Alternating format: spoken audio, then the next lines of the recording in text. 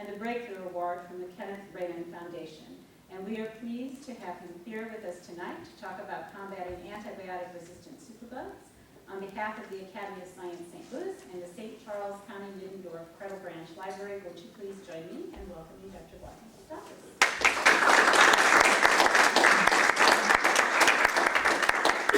Thank you very much for that kind introduction, Rose. I'm going to start out with a disclaimer. I had a choice when I was putting my slides together whether I should remove all of the jargon and remove a lot of the data that I usually show. I've chosen not to do so. What I'm going to try to do is not dwell on a lot of those details, but try to get to the punchlines. But of course, stop me any time. If you have questions about the specific data, I can stop and explain it, or happy to do so afterwards as well, offline. But before I start, I think everyone here recognizes that science is a collaborative endeavor, and nothing I can talk about today would be possible without the world of collaborators we have, in particular the group of students, postdocs, technicians who form the lab currently. And it really has been a pleasure over these last 6 years to build up this really fantastic disciplinary group at WashU, which has also been a great supportive place to do this research. And so those of you, the young folks in the room, the folks who have young folks at home, I can't say enough about how if you want to do something collaborative, science is really one of the best places to apply that desire.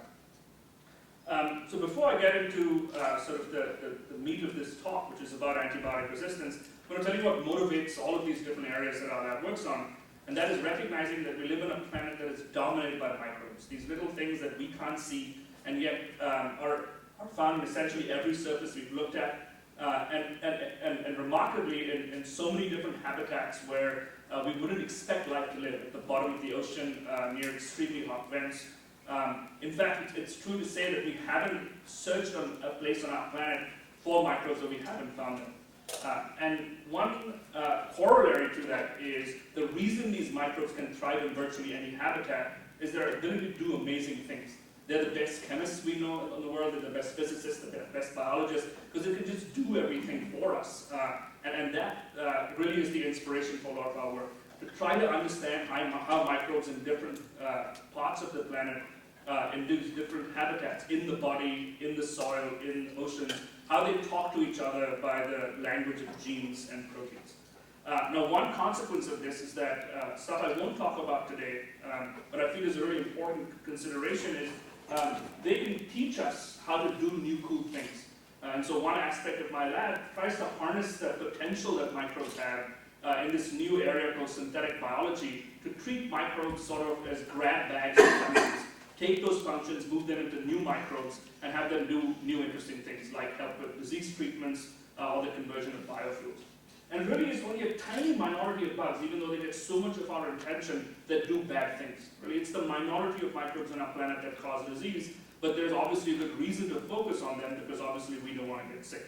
And today's talk is going to focus on a few vignettes that I'd like to share with you that our lab has worked on, as well as others, in trying to understand how is it that these bad bugs, this minority that causes disease, talk to other microbes in other parts of the planet, in cases where it may not be obvious that there may be an exchange going on, where perhaps perturbations that we do to the environment will eventually lead to issues in the clinic. So let's start with some definitions. And so again, you've seen some jargon on the slide, don't worry about it. We're going to be talking about antibiotics. Now, most of you have probably heard of antibiotics. I'm assuming almost all of you have taken antibiotics. But what do we mean by those particular chemicals? The definition of an antibiotic is any chemical that can either inhibit the growth of or kill bacteria. Right? So those are the targets, bacteria. And these are the compounds collectively that we use to inhibit them. And there are these words that you may have heard of bactericidal, bacteriostatic. They just refer to the activity of those particular compounds. But one of the major themes that we recognize when we look at all antibiotics is that the reason they work is they go after the most conserved processes of bacterial life. That's the reason they're so effective. They burst the cell open by breaking up the cell wall. They don't allow the bacterium to replicate its DNA, its machinery for containing all of its information. They don't allow that DNA to be translated into the proteins that do everything.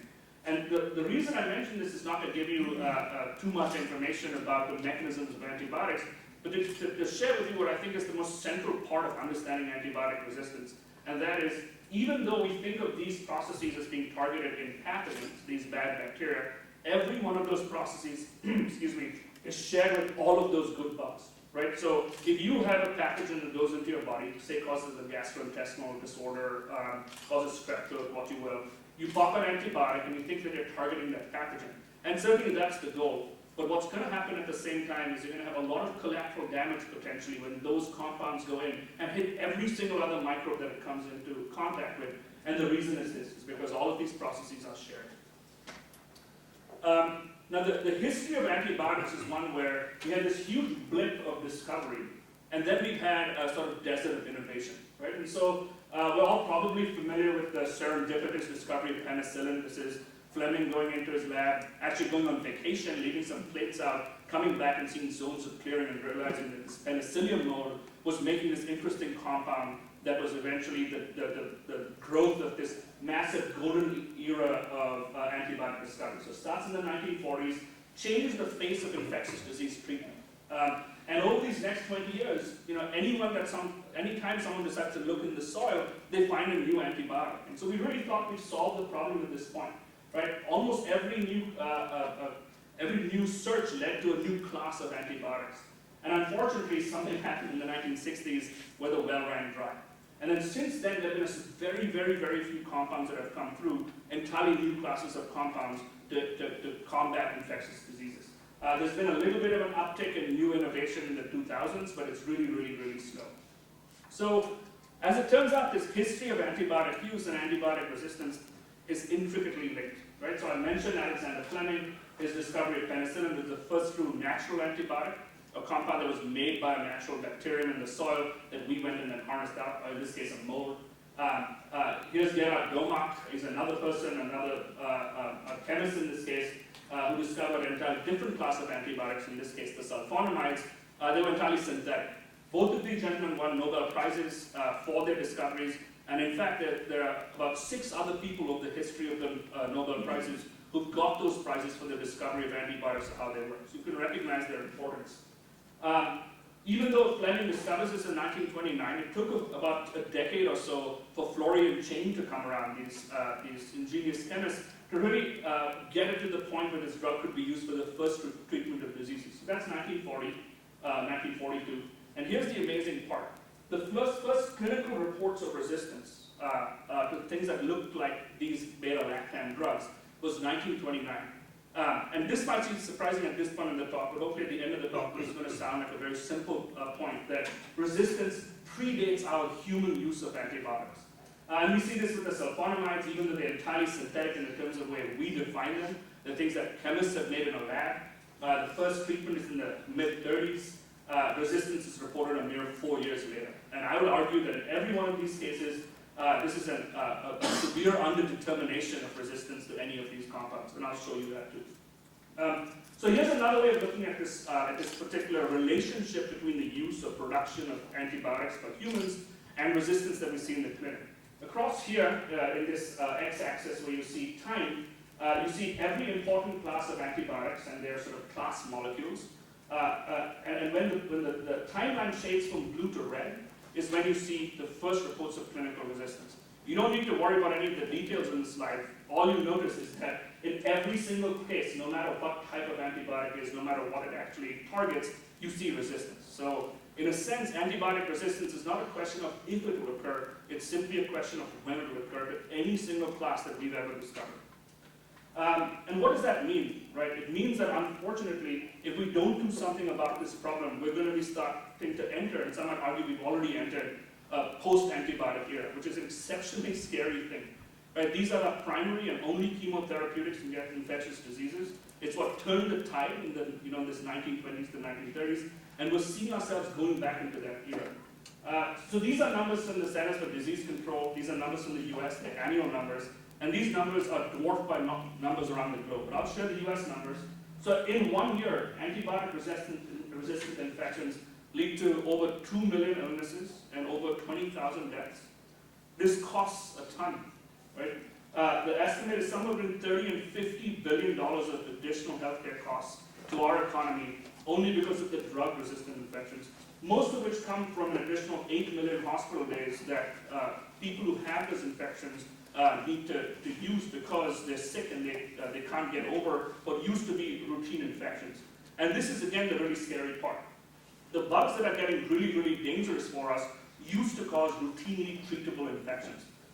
So here, as you see in this particular graph, again, also across time, the yellow and green lines are infection rates of drug-resistant infections. You've probably heard of MRSA, methicillin-resistant Staph aureus, VRE, this vancomycin-resistant enterococci. If you can gloss over those Latin names. The important part here is that these infection rates have been going through the roof only starting in about the 80s or 90s.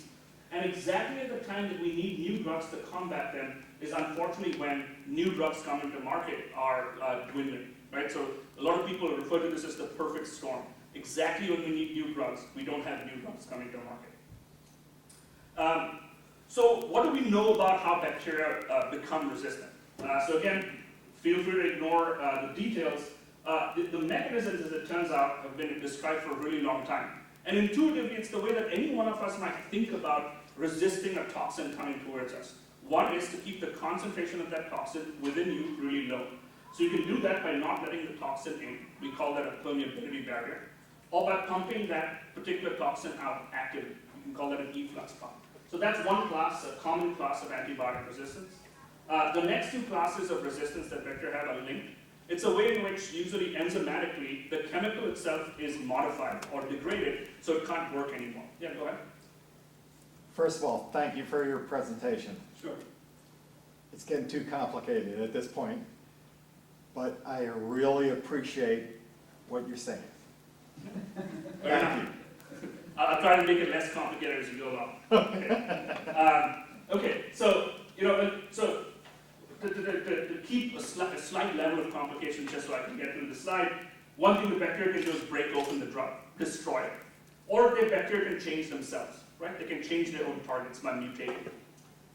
So a question that a lot of people have asked is, how do bacteria do this? And this is mechanistically one of the most important things that distinguishes bacteria from us and from all higher organisms, right? We all evolve vertically. We pass on our mutations through evolution to our progeny. We have no way of exchanging genes with each other. We have no way of exchanging genes with a banana or a monkey, right? That's not something that we're able to do as higher order organisms.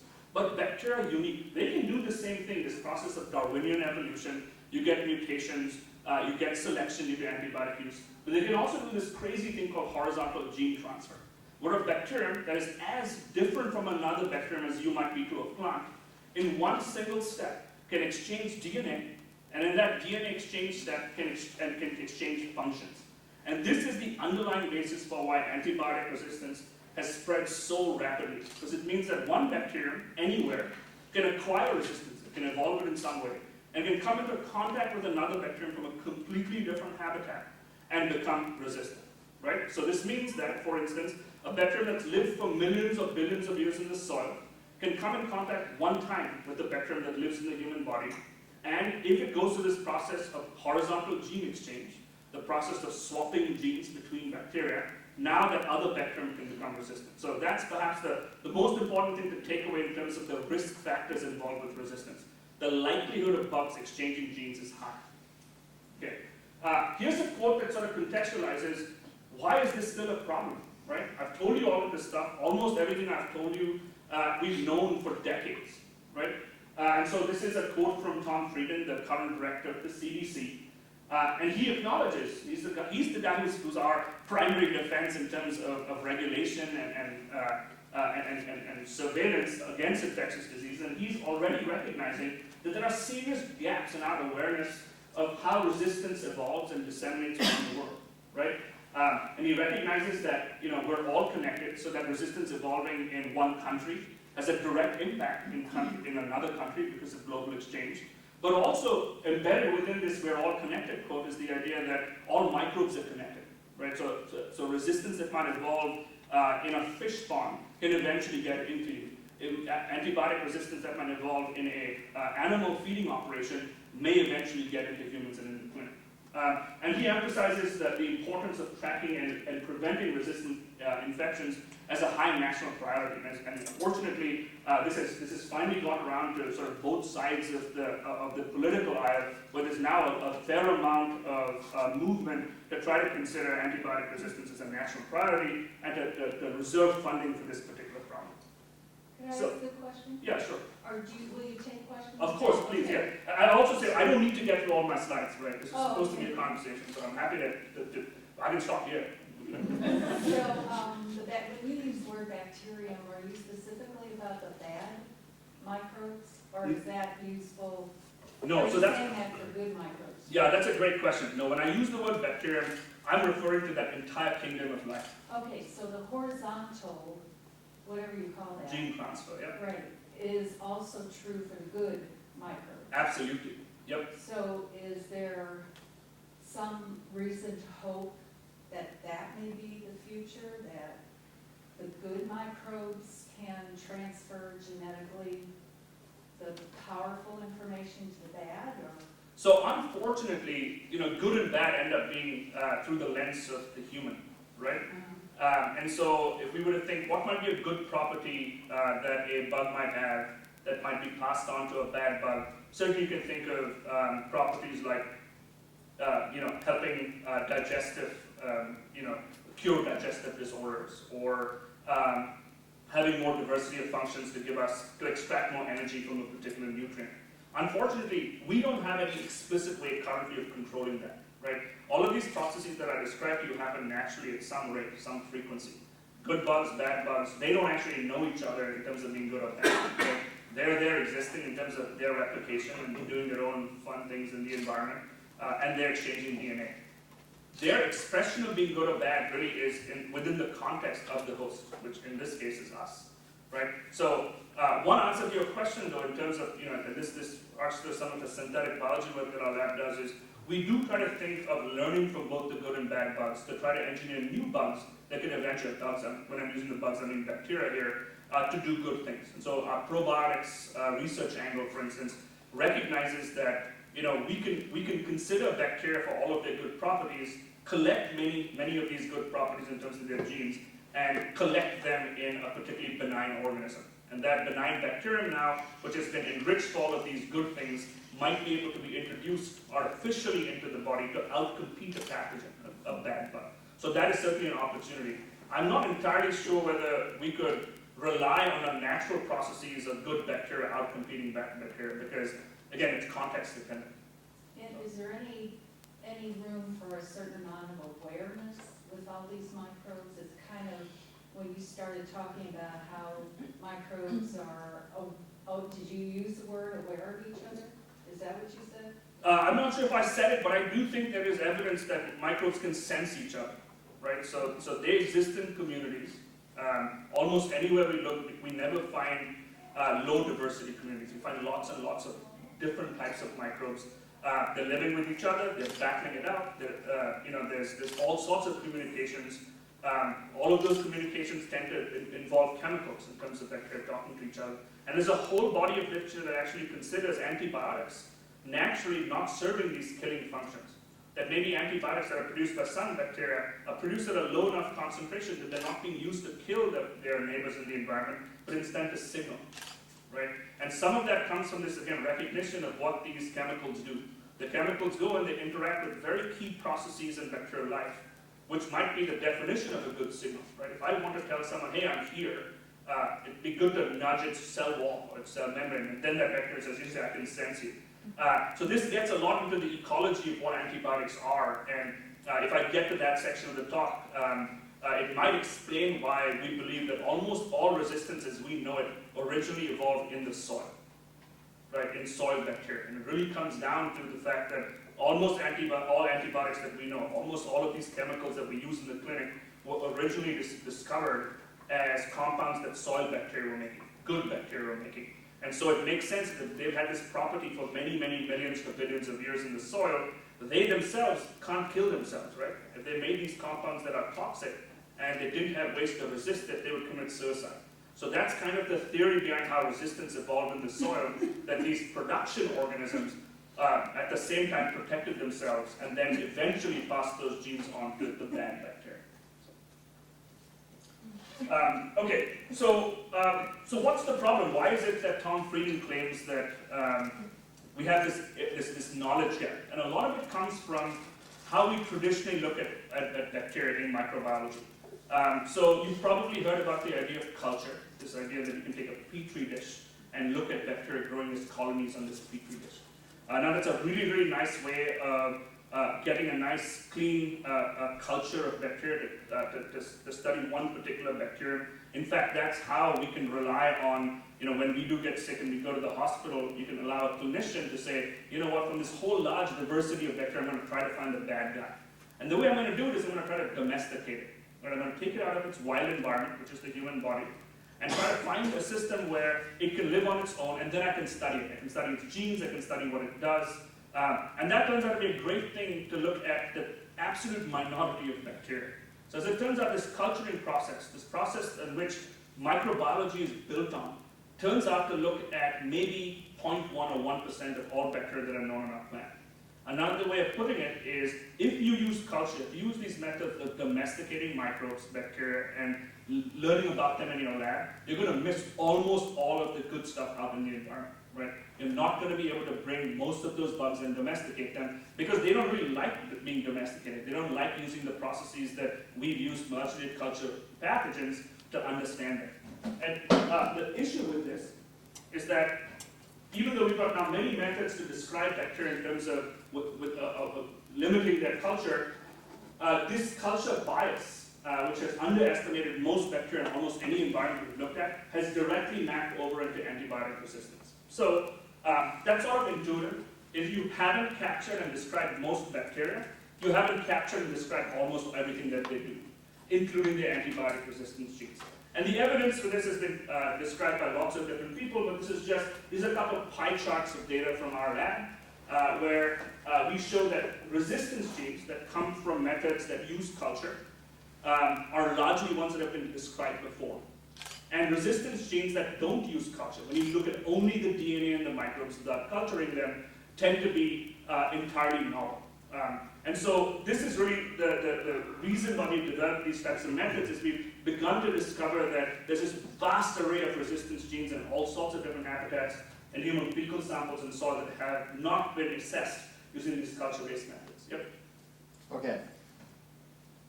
One of your main points that if a mother has a child that has an earache, she wants to take care of that earache with an antibiotic. Yep. They overprescribe antibiotics, so they're making the problem worse in the long run. Absolutely. Continue on from there. Okay. Now, a couple things to say about that, and I'll get to the antibiotic resistance in humans in a second, so the next part. One thing to worry about, the explicit anecdote, is when people have looked back at earaches, right, and almost all antibiotic prescriptions to kids in particular, most studies suggest that almost all of those infections, at least a vast majority of these infections, are caused by viruses, not bacteria, another class of, it's even hard to describe them as living. Antibiotics, antibacterials in particular, everything I'm talking about, do absolutely nothing to viruses. So not only are we talking about overprescription of drugs in terms of a small number of bacterial infections, one of the huge problems in terms of giving antibiotics to kids at the rates that we give them is that we're treating the wrong thing, right? So all of this collateral damage I'm talking about is even worsened when you give the drug at the wrong time. Right? Thank you. Yep, of course. So again, this is just a restatement showing you in a schematic form what culturing looks like, right? You start out with some samples, a spit sample or a fecal sample or a blood sample. The clinical lab takes it, puts it in one of these dishes that have rich medium. You grow up these little bugs, and then you do all sorts of fun things with those bacteria. Try to understand what their genes are, how resistant they are. And as I just said, the problem with this particular process is it doesn't really access almost all bacteria on our planet. And so our lab has developed a slight alternative, a complementary technique that allows you to look at resistance genes without culturing bacteria. And here's the schematic, right? And this does go into a little bit of detail, but I think it's sort of important to walk through because it really is the future of how we and lots of people are going to be describing functions using DNA as opposed to live bacteria. So let's treat any microbial community, any bacterial community, as a grab bag of genes. So we know that every bacterium has lots of DNA in it, its genome. And that collection of bacteria in a particular community together is called the metagenome, right?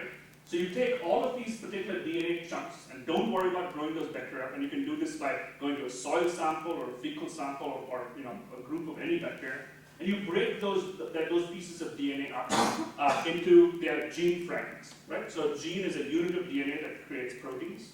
And now what you do is you take that and you put it into a bacterium that you know how to use, a bacterium that you have domesticated in the lab.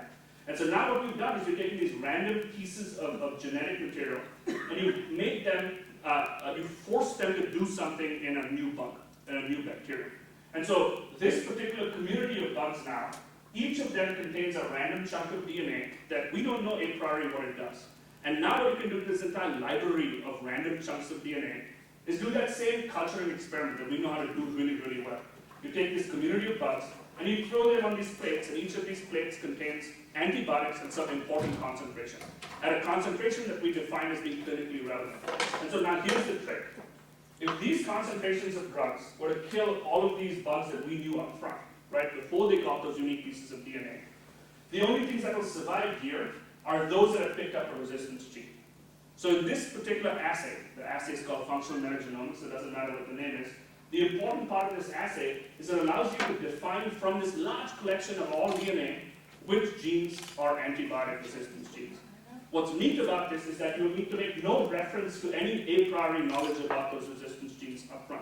You don't need to know their sequence, you don't need to know who they come from, but by taking this particular selection process and then using a variety of sequencing and computational methods, you get a laundry list of resistance genes. And so that really is the power of these modern techniques that use next generation sequencing, that use computational algorithms, that take collections of microbes, and by going through this process, give you all of the resistance genes in that particular sample. Right? Yeah?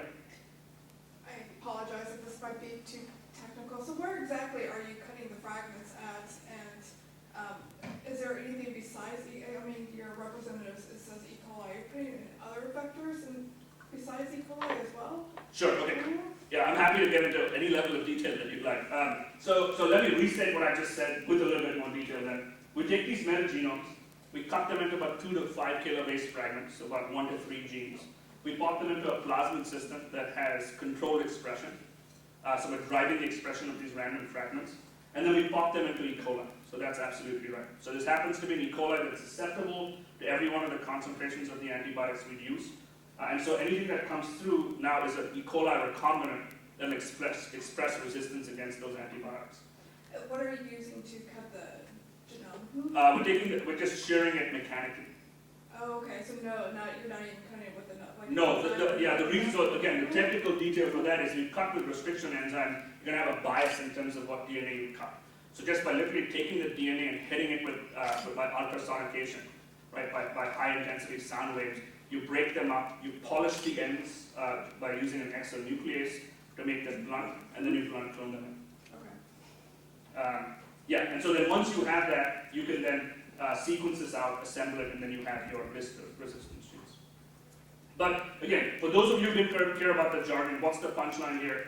You start out with any collection of microbes, and by pumping it through this particular process, you get a list of genes that you know are resistance genes, right? And the reason you know they're resistance genes is because they've been transferred over to this bug that was not resistant before, then we converted into being resistant. So what are we doing with this particular method? Our goal is to use this powerful method to try to understand and begin to predict which habitats matter in resistance genes moving around. Ultimately, as I said, the motivation for all of this is to understand and then hopefully eventually curb resistance increasing in the clinic. We argue that by understanding what the rates of transfer of bugs and resistance genes might be between different habitats, even habitats that may not initially seem obvious, we might be able to change our practices in agriculture, in the clinic, in terms of the everyday choices we might make, but quantitatively assessing what the risk is of a resistance gene going from one place to another. What are your concerns about microbial Frankenstein? That we will develop something that will sterilize the human race? It's a good question. So I'm not super concerned about that just yet, at least from not an engineering perspective. So there are two things in terms of Frankenbugs to worry about, right? The ones that might develop naturally because we throw weird stuff at them, or the ones that might escape from some crazy scientist's lab, right? I'm way more concerned about the former rather than the latter process, and here's why. It turns out we're not all that smart. It turns out that when we do things to bugs, almost every time we make them weaker. My fear is that we're playing with matches in the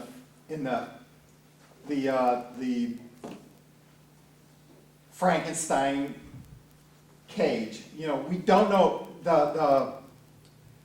can't think of the right word. We're playing with matches in the dynamite shack. So, I mean, in some cases that's true, but I think we've been playing with that match in the dynamite shack for the entire time that we've used antibiotics in animal agriculture, right? There is no greater evolutionary experiment that the human race has run than using antibiotics as growth promoters in animals. If you wanted to evolve resistance, if you wanted to make a superbug, that's what you would do. Exactly. Right? So I don't think anything that some scientist is going to be able to do in a lab right now to try to make a superbug will ever compete with the billions of tons of antibiotics that we dump into animal reservoirs, right? And allow them to recombine and come It's in our drinking water. Yep, it is. Listen, it's everywhere. And again, I'll show you why, again, with a few anecdotes at least, things that we might consider doing that could change the frequency of that occur. But you're right. I mean, we are, in some cases, we are playing with fire, and that's the reason we're at this cusp. That's the reason we're at this, sort of end of an antibiotic era unless we do something. So here's a cartoon schematic of habitats that we think matter, right? Environments that we think could contribute to issues of antibiotic resistance. And as you can see, it pretty much is every environment that we know. Right? And what I'm going to do is focus on two environments that may not be completely obvious. We've already talked about where I think some of the issues lie in animal agriculture. I won't talk to you about that at all because that almost seems obvious, right? You dump a bunch of antibiotics into animals at 4 or 5 times the weight that you would use in the clinic. What's going to happen? You're going to have resistant bugs. But what about resistance in humans, in healthy humans, right? What about resistance in these good bacteria, mostly good bacteria? And what about resistance in largely benign soil bacteria? Bacteria that don't cause disease, but that still might have resistance genes that might eventually transfer to the clinic. And that's really what I'm going to talk about today. What is the risk that those might pose, and the risk that the things that we might do to those particular ecologies that will eventually cause issues in the clinic. So I'll start with humans. So I keep talking about these good bacteria. St. Louis, actually, at Washington University, has been one of the world leaders in discovering what these good bacteria do. So you've probably heard about the human microbiome, the human microbiota. These are terms that describe the entire collection of bacteria and other small microbes that live in and on the body. And there's lots of amazing work that's come out. Jeff Gordon is a pioneer in the field. He's actually the director of our center. And him and others have shown that one way to describe humans is as reservoirs of bacteria. That we are walking bags of microbes, allowing microbes to get around and do their own things, right? So from a non-human centric view. Why do we think that? It's because if you count up all of the microbes in the body, they outnumber all of our human cells 10 to 1. For every human cell, you have 10 microbial cells. But those microbes don't have the same genome, right? Almost all of the cells in your body have the same genome, the same makeup of DNA that's made up, that is in your human cells. The trillions of microbes that live in you have a large diversity, right? There's hundreds of thousands of different microbes with different genes in their genomes. So collectively, all of the genes of the human microbiome outnumber the human genome 100 to 1, right? There's 100 times as much microbial genetic diversity in every one of us compared to every one of our genes. So of course, for that to happen, we need to start considering this group of microbes as another organ, right? They're probably just as important to you and me as our heart is, and our lungs are, and our brain is. The difference, though, is that they can do things that our hearts and brains and lungs can't. They can get out, they can be exchanged, they can be replaced, and they can pick up genes from other bacteria, right? Which means over the course of human life, what you had at the age of 5, in terms of the functions of the bacteria in you, might be different than when you were 45. And in particular, if you do things to those microbes, you can change their compositions in potentially good or bad ways, right? And we know that. We know that they do extremely important things. When we think of our, what's our first line of defense against bad things? Our skin, right? It's incredibly important. And then it's our immune system, right? The things that, the cells that fight off infectious diseases, viruses, and bacteria. But another really, really important part of immunity, of human immunity that is under-discussed, are those good bugs. Now, they may not be doing it because they're in love with us, right? We also happen to be their food source. We happen to be their cave. We happen to be their house. And they don't want to share that with all of those other bad bugs out there. Yep. Use the term a symbiotic relationship. They're not parasites. They provide us our energy for the food we eat. No, that's a good. I shy away from using that term because in ecological theory that means something very specific, and it's not an appropriate term necessarily to use with the microbes. But for today's purposes, let's use the word symbiote, right? Because it alludes to this idea, this romantic notion that there's this nice exchange of good things between the two sides. Okay, a more favored term, at least in the field, is commensal, and what it refers to is the idea that there's a coexistence. But that coexistence doesn't necessarily need to have crosstalk in both ways. Okay?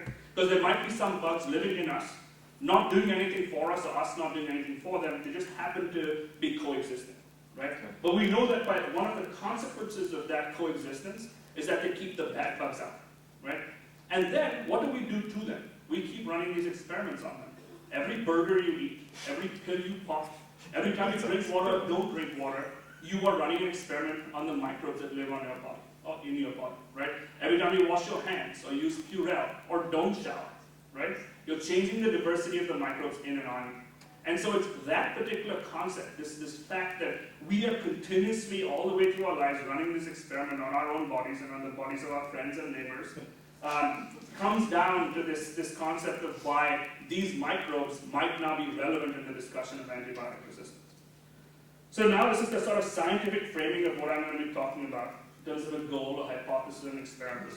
The goal in our lab for one of these areas is to understand, again, this commensal group of bacteria, the microbiota, the good bugs, and to understand if they play any role in the exchange of resistance genes with pathogens, these bugs that are bad, right?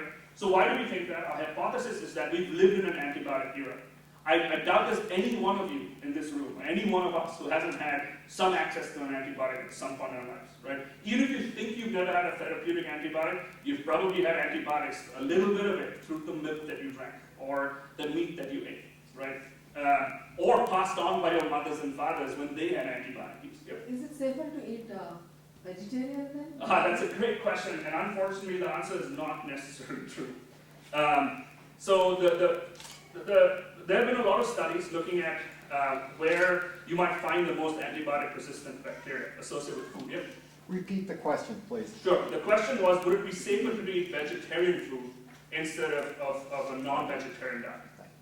Okay. So my answer is that it's not simple. When people have looked at meat or vegetables that you can get at a grocery store, right, and then try to culture out bacteria that have resistance in them, they find about equal levels of bacterial contamination of meats as well as vegetables. No, in terms of antibiotics, So you're not talking about resistance, you're just talking about the residues of antibiotics coming in. So contamination of antibiotics. I haven't seen exact data to prove it one way or the other. I'd certainly say that we don't feed our plants antibiotics. We certainly feed our animals antibiotics. So if there is a risk, it must be higher with the consumption of meat. However, the consumption of any food has two risks, right? It's whether you're actually getting contaminated antibiotics coming in, and also, are you getting contaminated bacteria that are living on that meat, living on that spinach, living on that rhubarb or strawberry, right? Which you might be consuming, and then that bug causes something bad to you. And there have been ample studies now that have shown that you can find bugs living on pretty much everything. And there doesn't seem to be a huge difference right now in terms of non-vegetarian versus vegetarian diets for that risk factor. It is true that if you look within meats, and so there was a really nice study done in grocery stores in Arizona, where this group of researchers went and just off the shelves bought different types of meat, and were able to show that at least in Arizona, in that particular set of grocery stores, there's a risk associated that's different between different types of meat, with poultry being at the highest risk for drug-resistant bugs, and a few other types of meat. I think maybe beef was on the better end, right? But this is choosing between a few different evils, right? They all had bugs living on them that had resistance genes in them. Okay.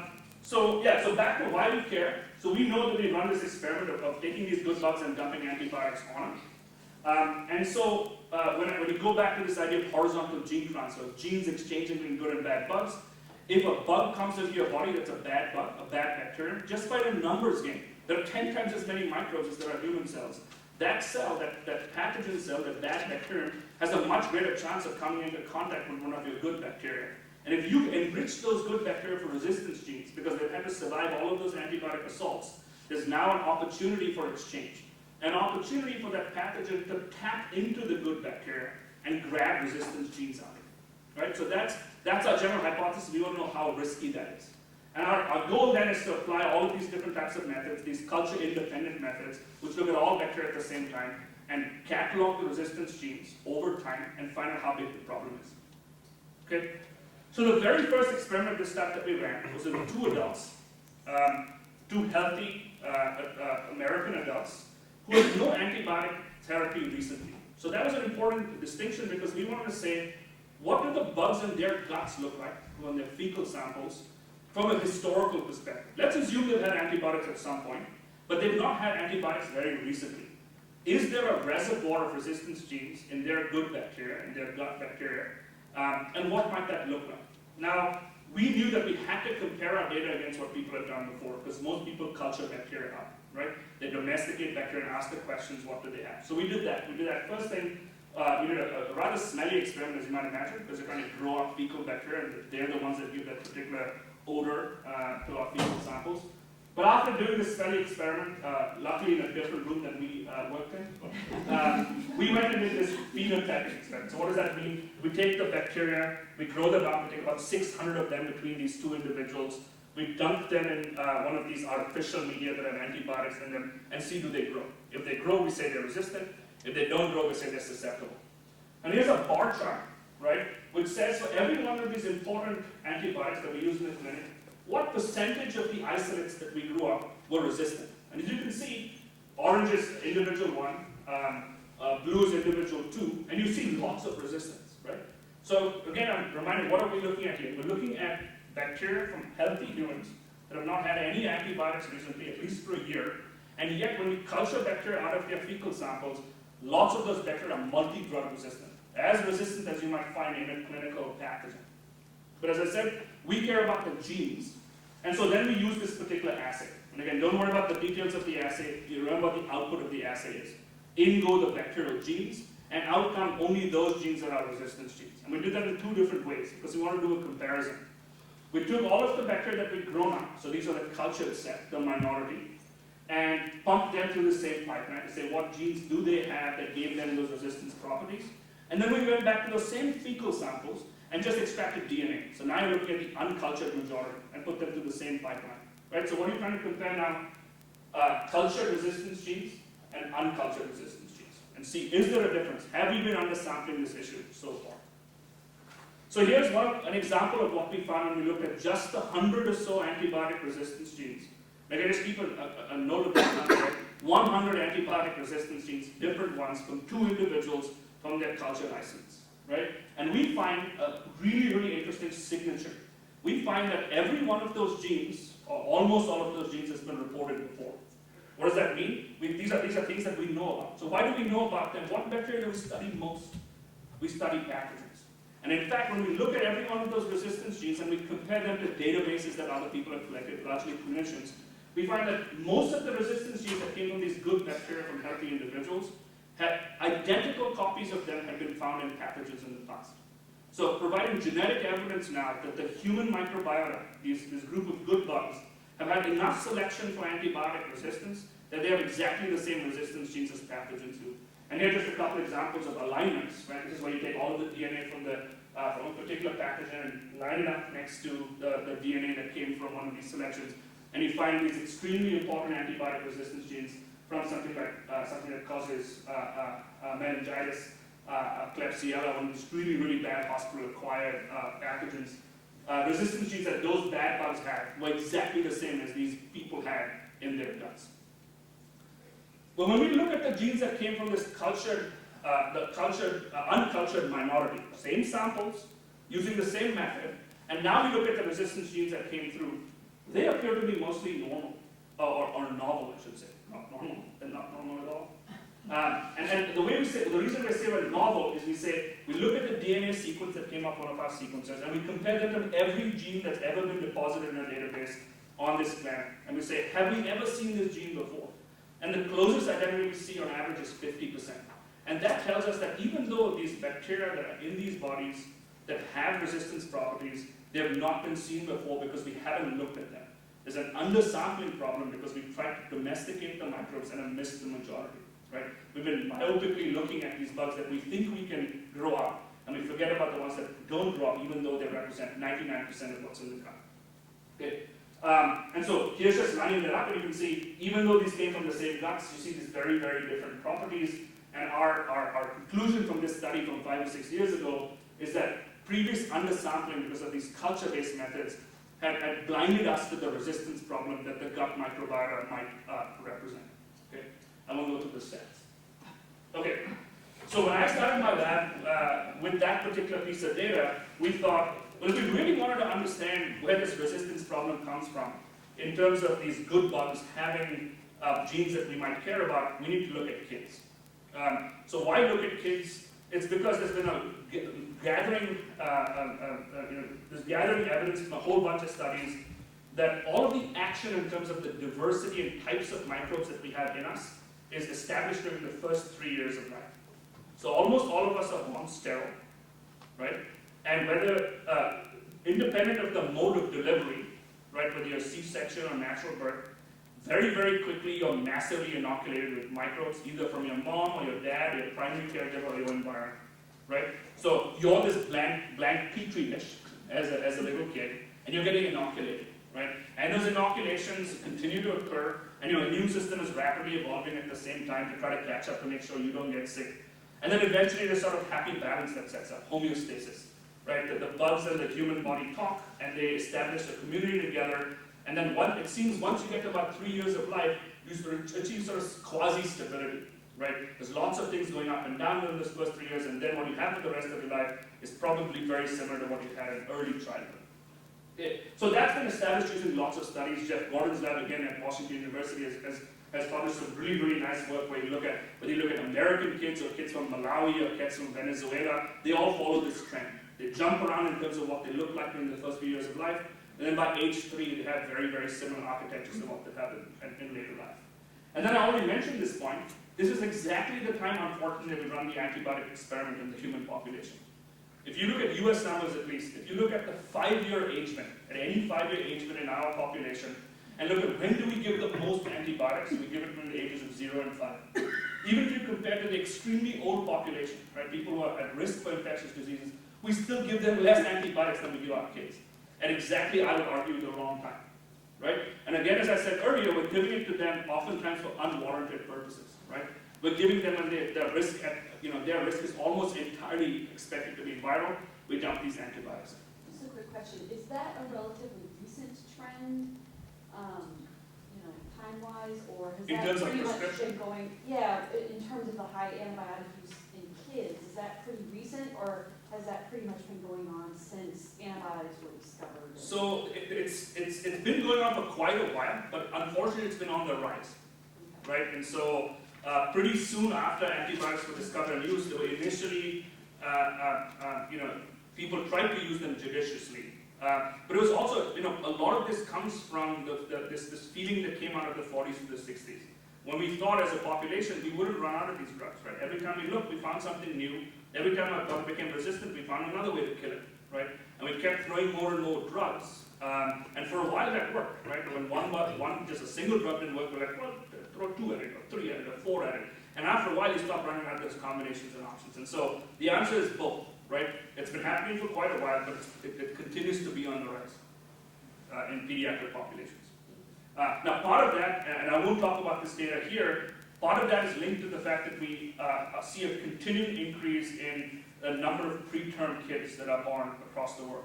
Now, part of that is good, right? It's because our practices for saving babies when they're really young has been going up, right? So we can save younger and younger babies when they're born. The problem is the younger the baby is, the more likely that baby will get lots of antibiotics. So we have a long study that we've been following of preterm kids born at Children's Hospital in St. Louis. And we focus on very low birth weight infants. So these are infants that will fit in your palm, less than a kilogram weight, 2.2 pounds. In that population of kids, 100% of those kids got antibiotics for the first 2 days of life. Every single kid. And they got it because of the risk of infection, right? The thought that they're really vulnerable, they don't have an immune system. But you can imagine this is a very vulnerable immune system, very vulnerable ecosystem.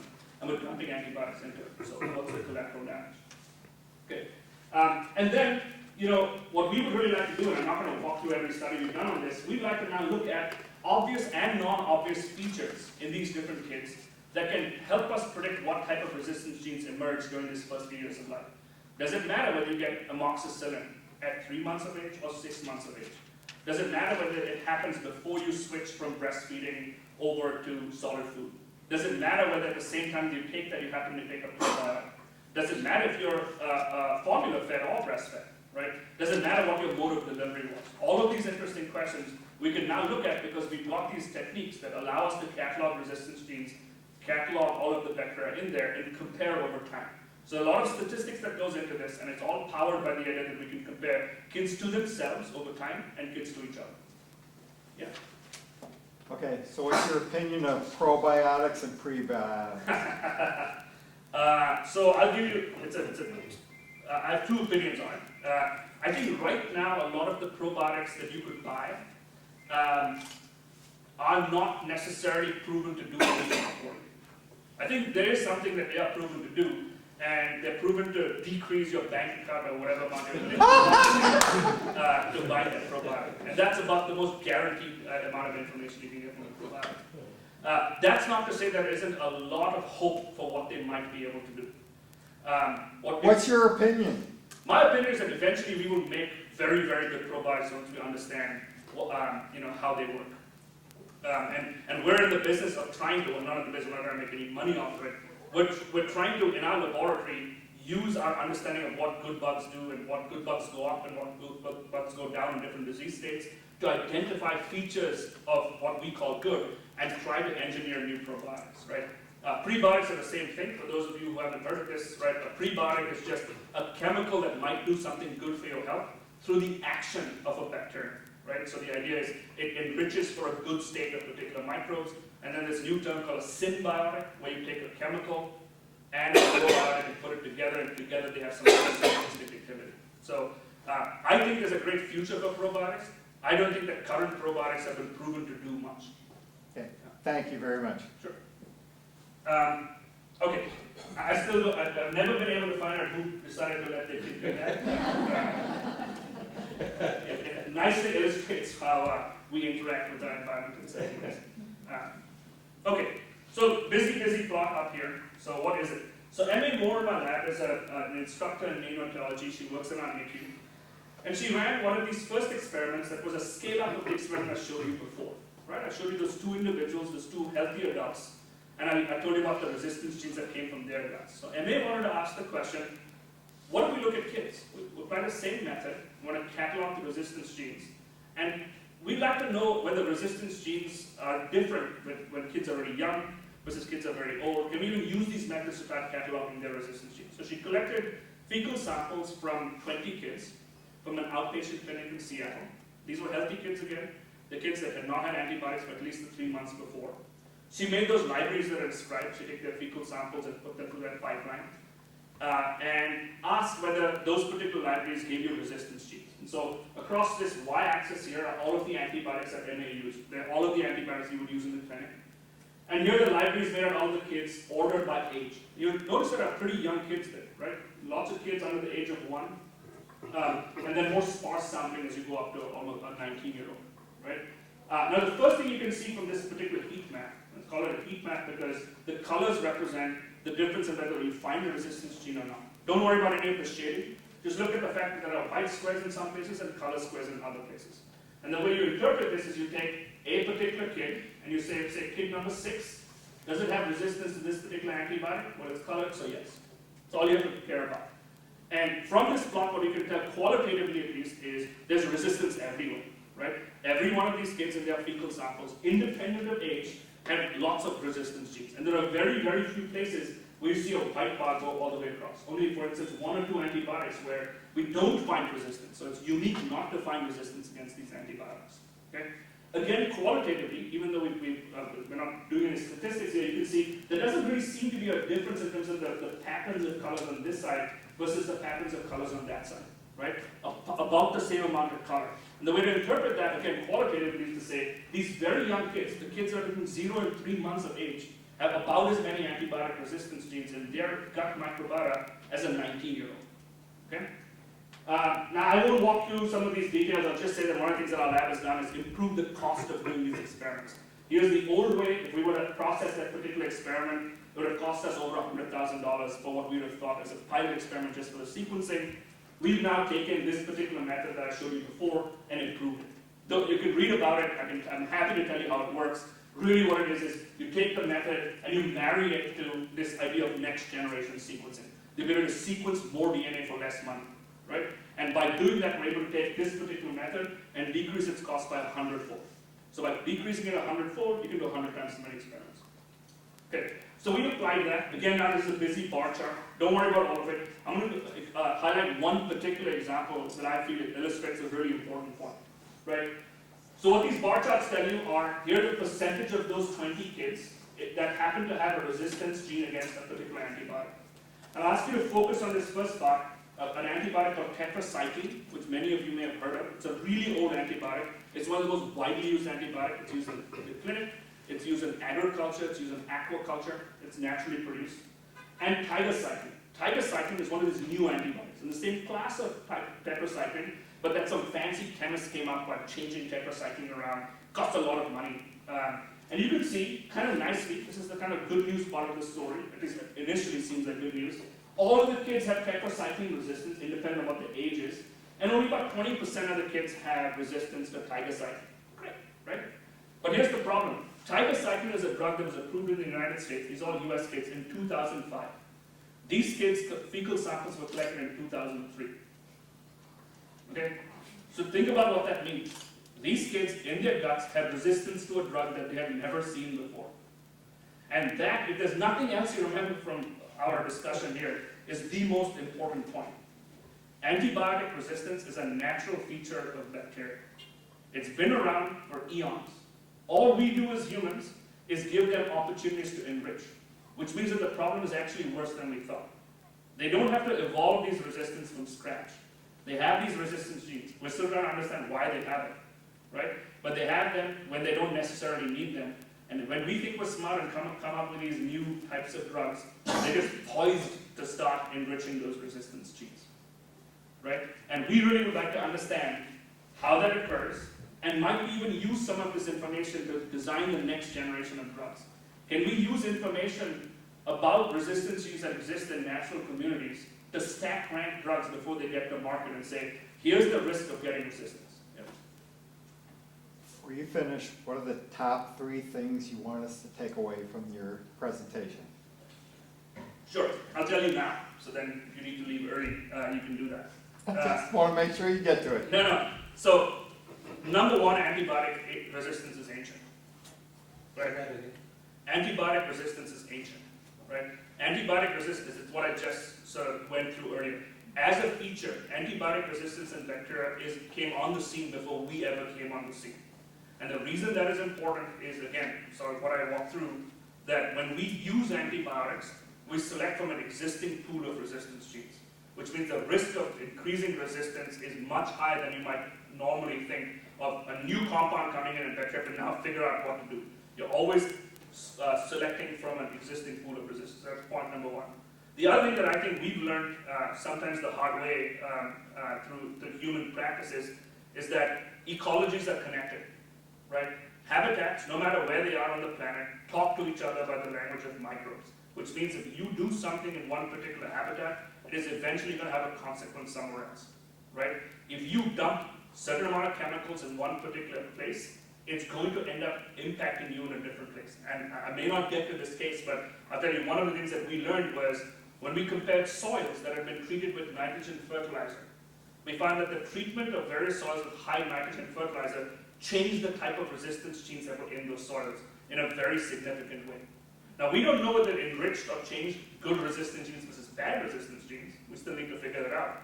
But we do know that they changed it, which means that one of our greatest agricultural practices, which is using nitrogen in the soil, not only does it do things to the microbes there, not only does it do obviously things to the plants growing there, it changes what bugs are there, and it changes what resistance genes they have, right? So ecologies are connected, right? And the last thing I'll say is, you probably already know this, and it's maybe not as much of a takeaway, but do not use antibiotics against viral infections, right? It's something that, ultimately, if we don't do something as the consumers of antibiotics, it's not going to matter. If every time we feel a little bit, scratchy in the throat, if we demand from our physicians that they give us an antibiotic, they're going to be forced to give that antibiotic to you. So those are your three takeaways. Okay. Just the point I want to make is that mothers want to treat their children as best as they possibly can. When they're sick, they want to give them something. Yep. Antibiotics are not the right thing to do. I totally disagree with that coming from a science background. I am the one who will say you need to walk through the 7 or 10 day incubation cycle of that particular microbe before going to the doctor. That's why every time we go to the doctor's like, how long have you had it? So they can try to determine if it's viral or bacteria. My particular physician, I screened to make sure that they do not prescribe penicillins and things like that to children automatically. And there are some doctors who do that, but I will disagree with you at that point in time. I think as we are growing as a society and are learning about the resistance to that, I think older school doctors tend to give more prescriptions than doctors who are starting to come out of med school and things like that, because they understand that we're over-prescribing those antibiotics. Okay. My point is that a mother comes in with a sick child, she wants a pill. I disagree with A you. doctor will give an antibiotic to make her go away. No. Sure. This is what you want, I'll write a It prescription. Go depends on away. your doctor. Yeah, and I think. Well, I think what we're coming to. I mean, this is something that when we talk to policymakers as scientists, we do get into exactly this debate, right? Who's causing the problem? Is it the consumer or is it the physician? And the issue is it's the environment. It's the fact that we've grown up in an era, right, where we think the pill is what solves the disease. So the change needs to occur from both sides, right? There needs to be more training of our pediatricians to at least have the dialogue, right? To say when the mother comes in, of course, right? No one's going to care about the health of microbes on the planet if their kid is sick, right? They're going to care about making the best decision they can to get their kid better. The question now is, can we convince fathers and mothers that it is probably in the best interest of their children to wait it out, right? And to inform them of what the risks involved are, right? That what is really the chance that this kid has a bacterial infection? And if you prove that that's so infinitesimally low, right, that you can wait it out for a few days, and you can convince your doctors to at least begin that dialogue, then, maybe now 20-30% of people who come in are just going to demand the pill. The hope is that 10 years from now, that number is a lot lower, right? And that's the reason why we do this type of research, to say it's not just the fact that it's not doing anything for you, right? Because a parent might say, you know what, I don't care if there's a 0.001% chance of the bacterium and the rest of it's a virus. Well, maybe there is some chance it's a bacterium, right? So I'm just going to cover it. When you start convincing people that, but what is the other risk that you're taking? You're enriching in your kids the ability to have resistance genes. You're enriching the chance that you're going to change the diversity of the microbiota. This might end up causing other kinds of maladies, right? So it's not just a public risk, it's a risk to your child. I think that's when the dialogue will begin to change. Thank you very much. Sure. Today, the EPA just changed some things about the Clean Water Act in regards to like the headwaters of streams. And the farm pressure was steep. And it seems to me like, you know, with all these bacteria and funguses that live in the soil, we're really damaging. It seems like the farmers are so concerned about increasing yield, but they're not concerned about the potential for the soil to maintain itself over time. And it's very scary what's happening with the numbers of bacteria that are in the soil. And is that, you said you were going to go into soil, so I Yeah, so hopefully, about. hopefully I'll get to the soil. I don't know what time we're at, about 15 minutes left. So yes, so that we have lots of evidence from our work and from other people's work that when we do things like dump anything into the soil, we change the architecture of the soil, right? Microbes respond. Whether we add nitrogen, whether we add heavy metals, whether we have any kind of contamination, any kind of disaster. I mean, think about what was the most visible long-term effect of the BP oil spill. It was large plumes of bacteria that changed in the ocean in response to that particular large dumping of oil, right? Some of it actually helped because they were able to consume some of that oil and so helped us out, but some of it changed the ecology in a way that we'll probably keep learning for decades from now. So in terms of animal agriculture, it's true, especially from our lens of antibiotic use, there is no question in my mind that the heavy use of antibiotics has lots of bad impacts on the environment, right? Now, the problem is, again, if you want to start a dialogue with the animal industry, if it starts out to be